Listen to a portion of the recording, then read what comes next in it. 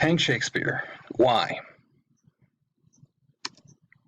My name is Bob Boog, and I live in Los Angeles. I work as a real estate broker, and I saw a documentary on Amazon Prime called Nothing Truer Than Truth, and it claimed Edward de Vere was the true author of Shakespeare.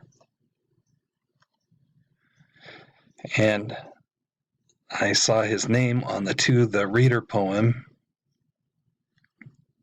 and wondered, after all, Shakespeare died in 1616, why the need for hidden messages?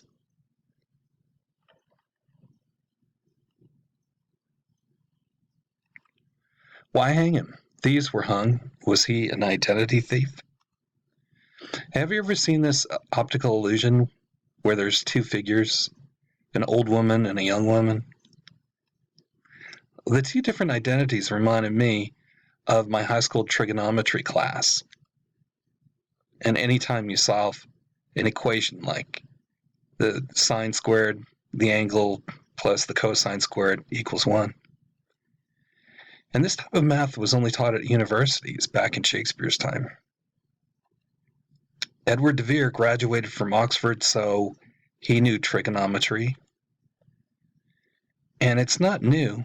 In 243 BC, using a bit of geometry, a man named Eratos solved the size of the Earth. And he used some simple geometry. Now notice the two parallel lines. When I saw this, it reminded me of something. The two parallel lines on Shakespeare's sonnet. And it got me to thinking about Copernicus. The church had banned Copernicus's book, but we know that with 100% certainty that Edward de Vere traveled to Bologna, Italy, because he had a jousting match with a woman and they both fell off their horses. So it makes sense that de Vere knows Copernican theory and might even want to put it into any works that he writes. Plus, the thing that scared the church was that Copernicus said, don't look to the Holy Scriptures for your answers. Use your own observations and knowledge. And that's why they banned his book. So when you compare the two figures, one with the other, Shakespeare versus Edward de Vere, you have to wonder, is this a case of stolen identity?